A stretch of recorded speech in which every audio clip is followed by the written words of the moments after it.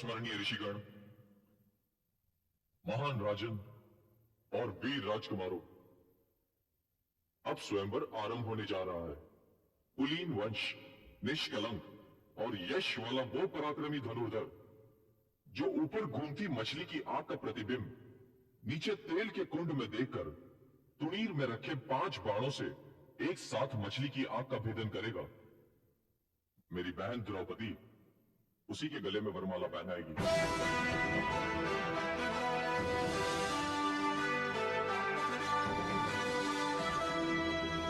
ये पांचाल नरेश महाराज यज्ञसेन द्रुपद की प्रतिज्ञा है।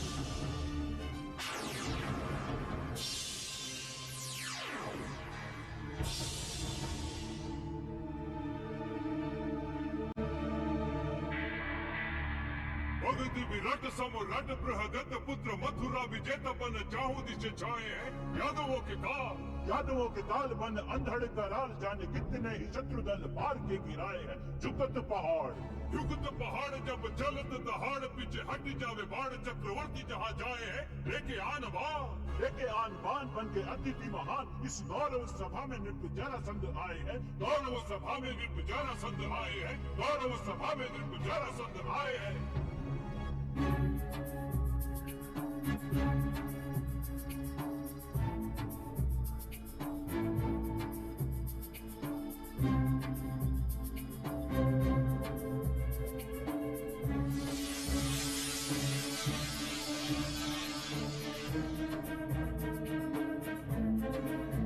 ऋषिवर, आपकी निश्चित की हुई परीक्षा विरोचित है।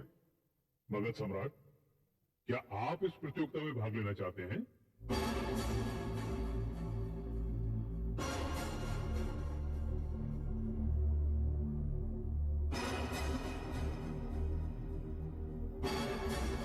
अवश्य।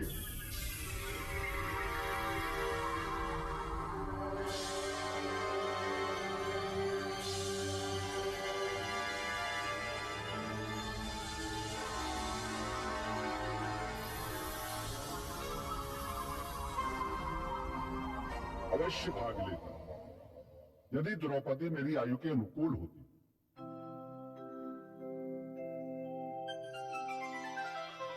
परंतु ये तो मेरी पौत्र वधू बनने योग्य है, इसलिए मैं ये अवसर युवाओं को देना चाहता हूं। राजकुमारी,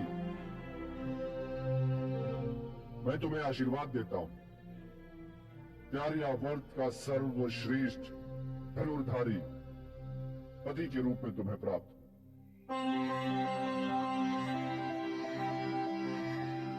मेरे पौत्र में यदि गदा युद्ध के समान धनुर्विद्या में भी प्रवीणता प्राप्त की होती तो मैं तुम्हें पौत्र वधू के रूप में प्राप्त करके धन्य हो जाता।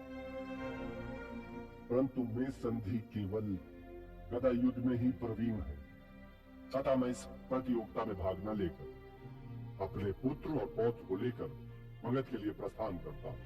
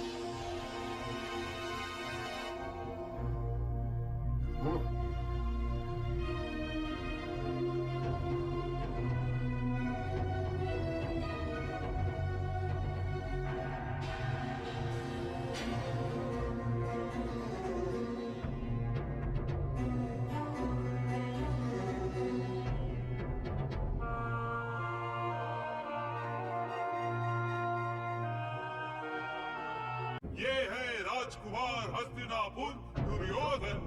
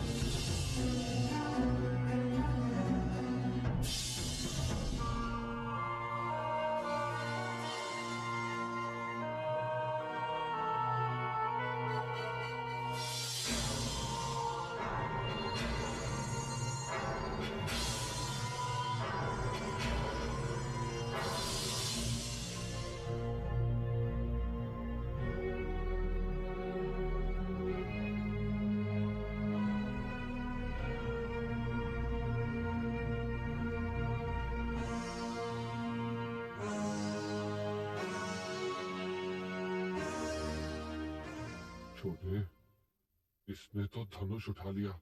कहीं ये अब आगे देखिए भैया, धनुष उठा तो लिया, अब प्रत्यंचा चढ़ाकर तो दिखाए।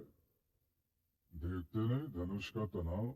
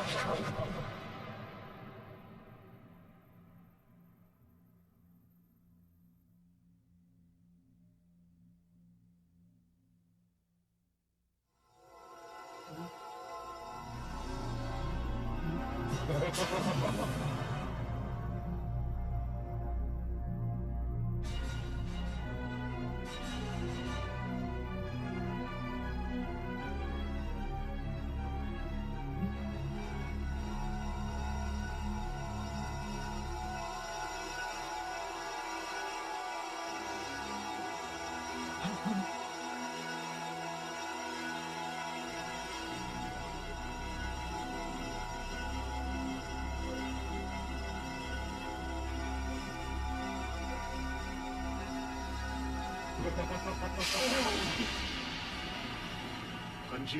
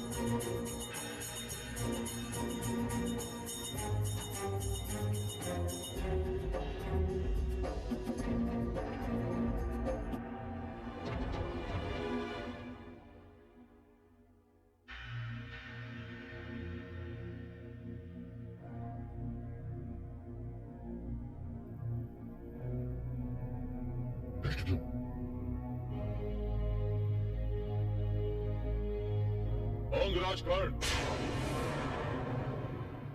स्वयंवर के नियम अनुसार प्रतियोगी का उत्तम कुल का होना आवश्यक है।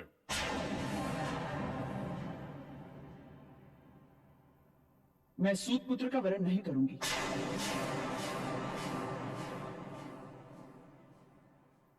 परंतु ये तो अन्याय है। प्रतियोगिता धनुर्विद्या की है, न कि जाति या कुलगोत्र की। क्या बात है वत्स?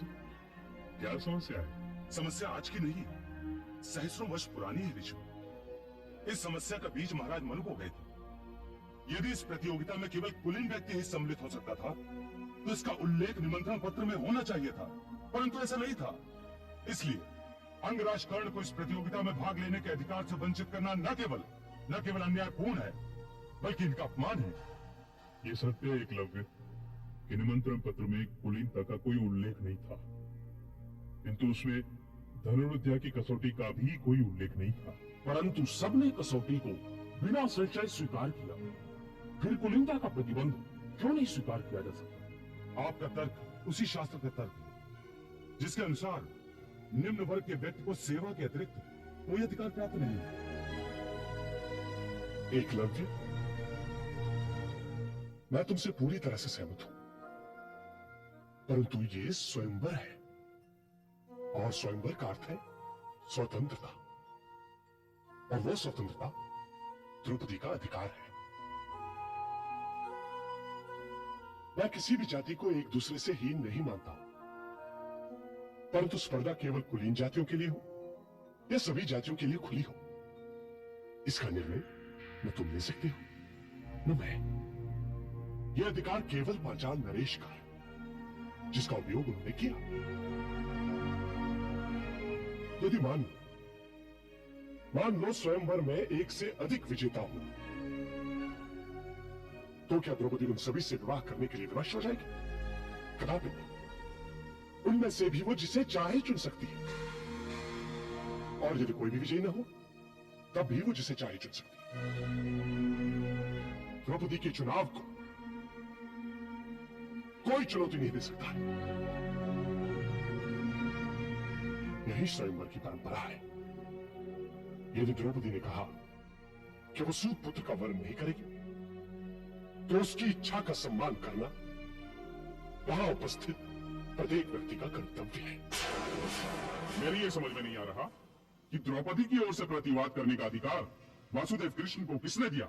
यह अधिकार इन्हें मैंने दिया है चेदी नरेश। युवराज सृष्टि तुमने। मैं इस प्रतियोगिता में भाग लेने योग्य नहीं हूं, ये मैं जानता हूं, परंतु मैं तो केवल ये सिद्ध करने के लिए आया था कि कुरु राजकुमारों का एक मित्र भी इस प्रतियोगिता में विजयी हो सकता है। मैं जानता था कि क्षत्रियों की सभा में कभी किसी सूत पुत्र को न्याय नहीं मिल सकता। ऐसा ही अवसर एक बार पहले भी आया था ना, स्मरण है आपको? जब गुरु राजकुमारों की शस्त्र परीक्षा पर मैं पांडव पुत्र अर्जुन का प्रत्युत्तर देने के लिए खड़ा हुआ था, तब भी मुझे सूत पुत्र कहकर बिठा दिया गया था। और तब वही मित्र दुर्योधन ने मेरा तिलक करके मुझे अंगदेश का राजा घोषित किया था। हाँ, मुझे आज भी भीम का कटाक्ष स्मरण है मुझे भीम का कटाक्ष। और वो मात्र भीम का ही नहीं, आर्यवर्त के समस्त क्षत्रियों का कटाक्ष था। उन्होंने कहा था कि अभिषेक करके किसी सूत पुत्र को राजा तो बनाया जा सकता है, परंतु उसकी धमनियों में राजवंश का कुलीन रक्त प्रवाहित नहीं किया जा सकता। मित्रों, मैं आर्यवर्त का सर्वश्रेष्ठ धनुर्धर हूं, परंतु विधि ने मेरे माथे पर लिख दिया है सूत पुत्र।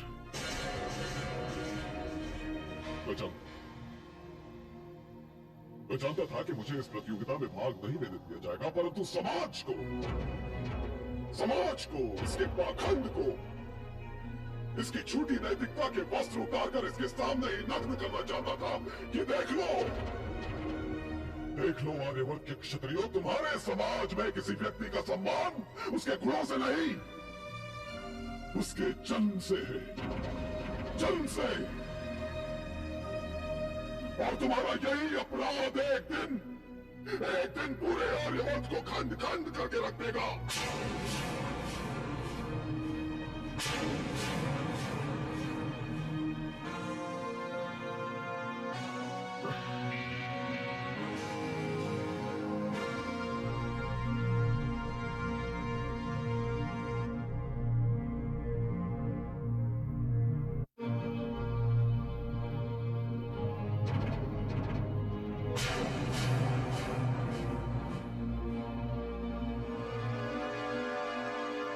अश्वत्थामा,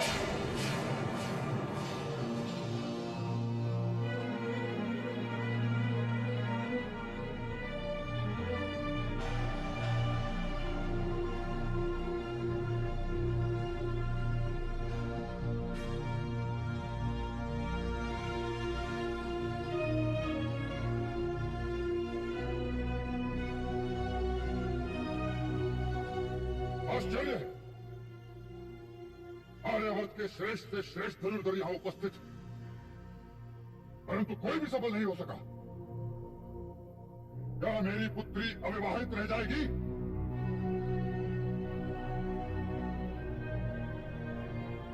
क्या आर्य पुत्रों की भुजाओं में बल और उनकी दृष्टि में तेज नहीं रहा?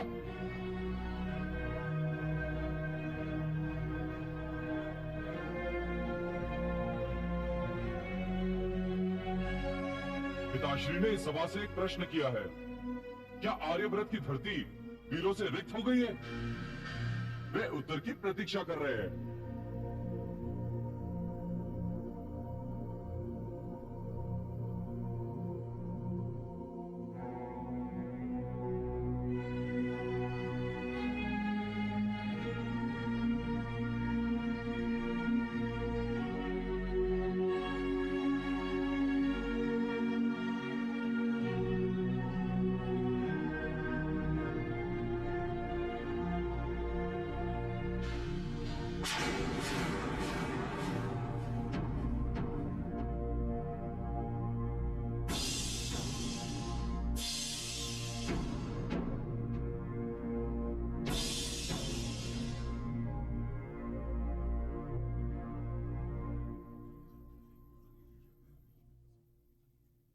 ब्राह्मण और धनुर्धारी? क्यों, क्या मैं नहीं हूं धनुर्धारी? भगवान परशुराम नहीं थे धनुर्धारी? तुम भी तो शस्त्र धारण करते हो। शस्त्र धारण करना और बात है, सर्वश्रेष्ठ धनुर्धर की प्रतियोगिता में उतरना और बात है।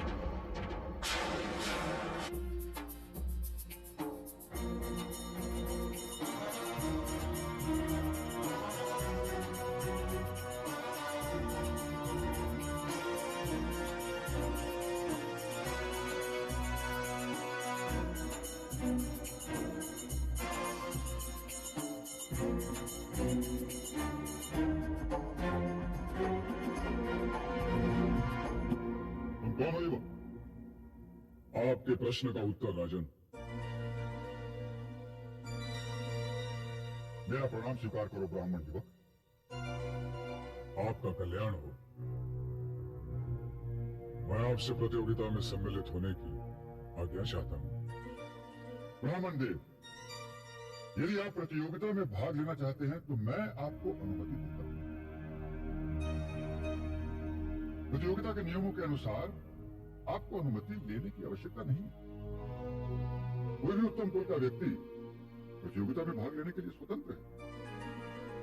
आप तो ब्राह्मण हैं।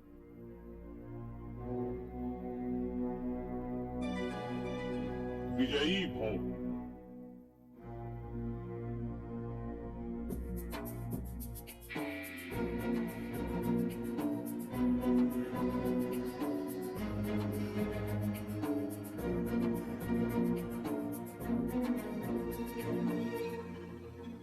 श्री, ये तो अर्जुन है। हाँ भांजी, और शेष पांडव यही हैं। क्या? मेरे सामने बैठे हैं। वो हफी भीम की ही थी मामा श्री। हाँ भांजी। परंतु आपने तो कहा था कि सारे के सारे पांडव लाक्षागृह में भस्म हो गए। भांजी, ये समय विष का फूट पी जाने का है। मामा श्री, ये चमत्कार है या कोई बुरा स्वप्न? मामा श्री, ये हमारी हार और आपकी कूटनीति की विफलता। हाँ है, क्योंकि अभी सारे आर्यवर्त के राजाओं के समक्ष ये घोषणा करनी आवश्यक है कि हमारा षड्यंत्र सफल रहा। तुम्हारी बुद्धि भी। चुप रहो।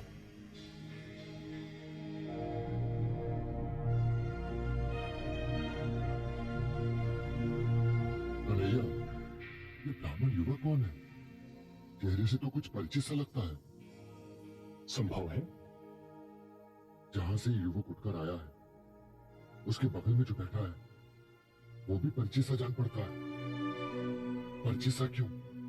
मुझे तो भीम जैसा दिखाई दे रहा है। भीम जैसा दिखाई नहीं दे रहा है दाऊ, भीम ही है। भीम? अर्थात ये अर्जुन है।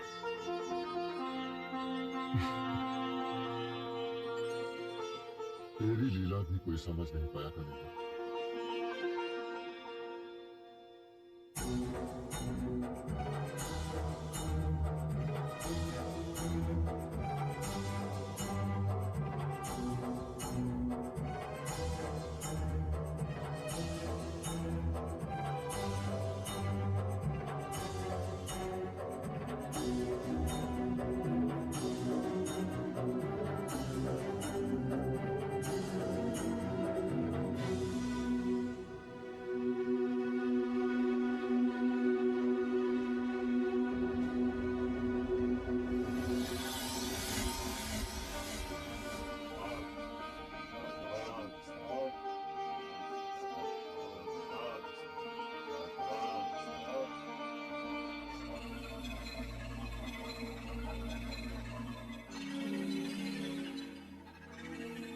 लगता है महाराज ध्रुपद सठिया गए। इस ब्राह्मण को अनुमति देकर स्वयंवर को नाटक बनाने की क्या आवश्यकता थी? और क्या, इससे तो अच्छा होता कि हम क्षत्रिय ही आपस में लड़कर यह निर्णय कर लेते कि द्रौपदी किसके साथ जाएगी। धनुष तो उठा नहीं पाए, लड़ने की बात कर रहे हो। तो आपने ही कौन सा तीर मार दिया शिशुपाल जी?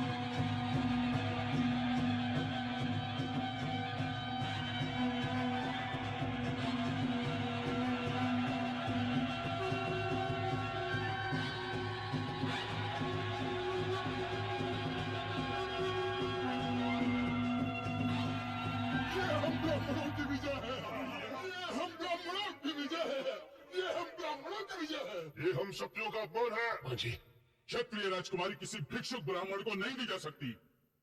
ये इस ध्रुपद की चाल है, पहले इसे ही समाप्त करना होगा।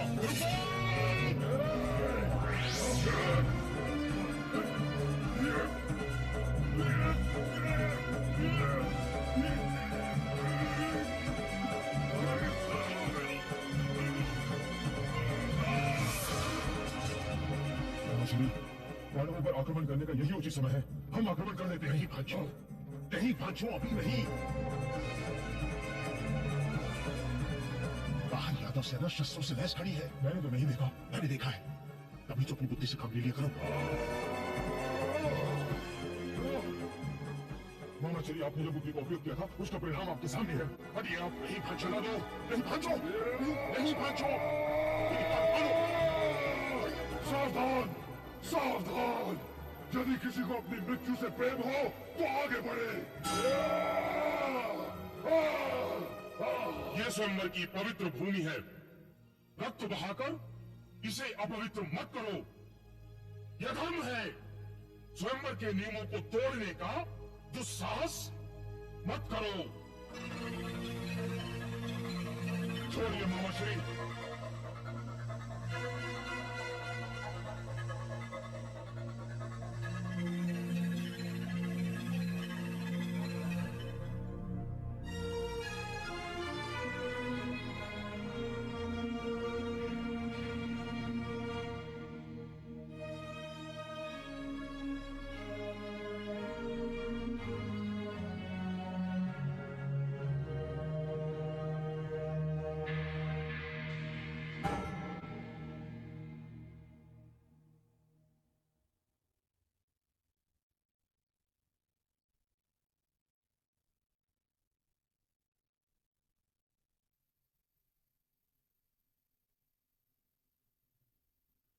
कृष्णा, वीर युवक को कब तक प्रतीक्षा करवाओगी? उसका वर्ण करो।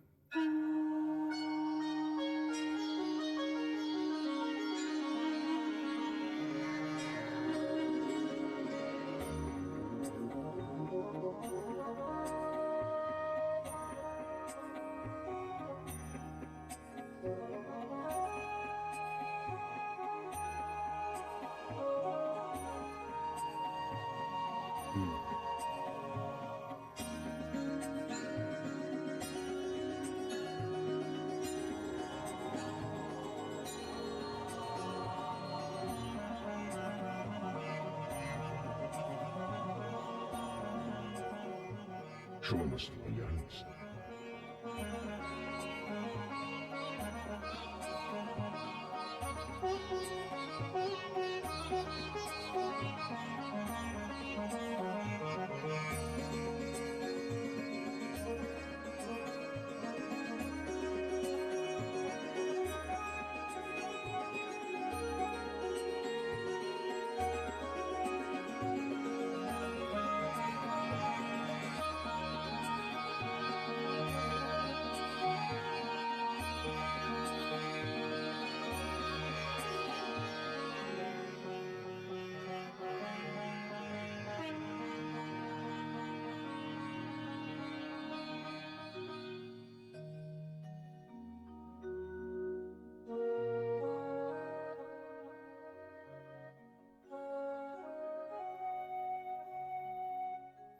महाराज, मैंने अपना उत्तरदायित्व निभाया।